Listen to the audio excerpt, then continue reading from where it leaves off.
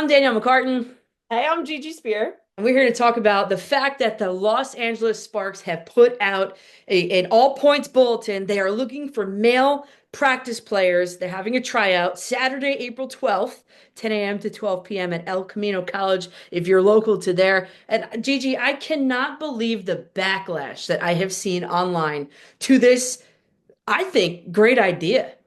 Yeah, and you know what, too? They put like the poster, it's like four baddies on the poster. So I'm like, okay, people are going to talk about this, but I'm also right there with you where I'm like, okay, that's super normal. I just thought that was like all right, it's now end of March. We're going to start beginning of May. We need practice players for this next month. Like, I thought this was a very normal thing. I did not expect backlash at all. It was the same as you. Yeah, normal is what I also thought because when I played basketball in high school, Dumont High School, we we used to bring boys in to practice against us too for like a lot of reasons. One, probably most important is that when we would run plays and stuff, if you had like a scout team defense made up of us, well then we know the plays and all. So if you're bringing in different people, boys are faster for sure.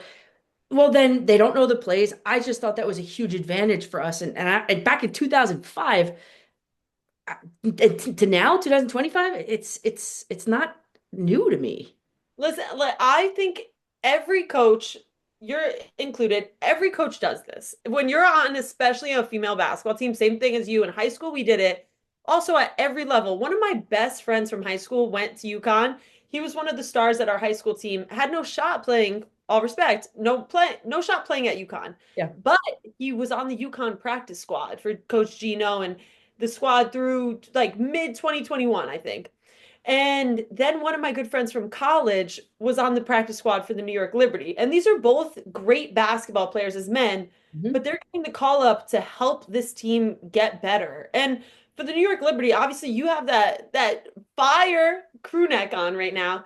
We know that the Liberty and all WNBA teams do this. For the Sparks to put this out, but put it in like a social media post, it's not anything out of the blue. It's not anything out of the ordinary. It's crazy that people think it's weird. Maybe putting it out there to the general public, maybe that's the Mm, weird angle that might be, because you never know who's going to turn up. right. That would be the one. And that's where like Cam Brink on I love her podcast. She's like, listen, if you're gonna show up, I want the gay men to show up. Like I just want people I know who are there to actually practice. Like you're not there to like get to know us at all. We're here for business purposes Right. purely. Right. And by the way, Cameron Brink, she's 6'4". Where are you going to find another woman that's 6'4" to practice against? That's the thing. Yeah, and my friend who's the practice player for the Liberty, he's a good 6'3", maybe 6'4". He had to be, and he couldn't be by any means, but he had to be Brittany Griner for some sets. And like that was just this is why you're here. You have the height. First of all, you're giving us height that we don't have. We don't want to exhaust the plays, like you said, but also like we don't want to kill our team. This is a long season, so it takes everybody. So we don't want our players that are coming off the bench to get hurt in practice. Right. And it's a long season because a lot of the players go right from college to the WNBA to the league, the what was it called? The Unrivaled League. Yep.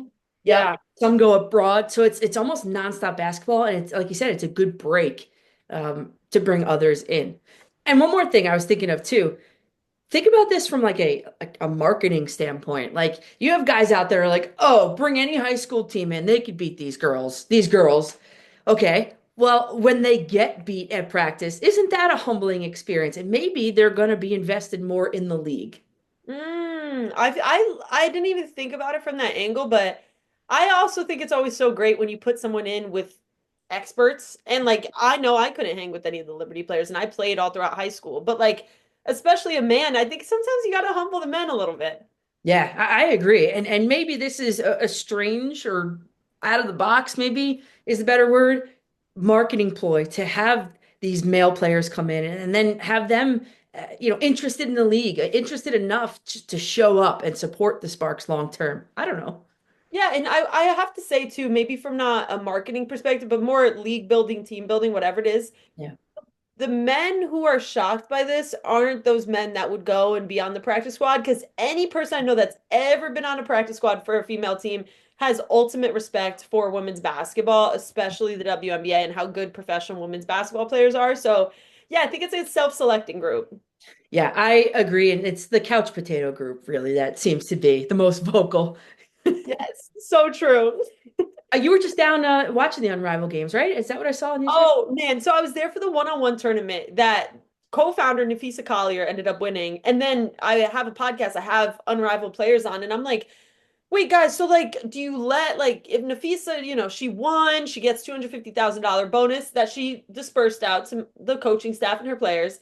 But I'm like, if her and Brianna Stewart are arguing a call with a ref, are you guys like, what are you doing? You made up these rules, like you can't be that upset. And they were like, no, listen, we're all learning and we're all like just letting the league exist. But I feel like the biggest takeaway was competition. And that's what every player said. They were like, we get to have 3 months where we're staying not just in the USA, we're staying in Miami. We're enjoying ourselves. We get private chefs, we get nannies, Yeah. things are taken care of. But we also get to play amongst 36 of the best women's basketball players in the world. So I'm actually thinking that this WNBA season is going to go even harder, especially after the draft, new talent coming in. Yep. Paige, joining the league, a lot of young stars. Yeah.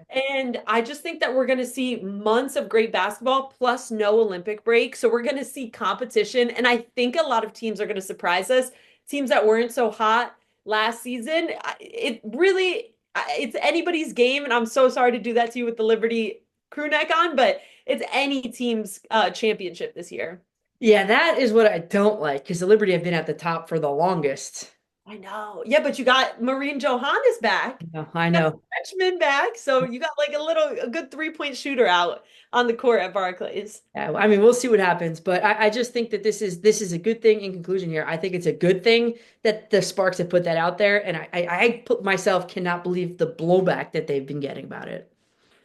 I would love for them to film these practices, and I can't wait for Cam to do a post move on one of these men that think they can hang with the Sparks. You can't, but yeah, go help them run their sets. Why not? Like it's such a fun thing, and plus, all my friends who have done the practice squad, they go, "I've never had better cardio in my life, too." So it's a practical thing for both sides. Yeah. And not only record the practices, how about do a post-game interview? So what was it like?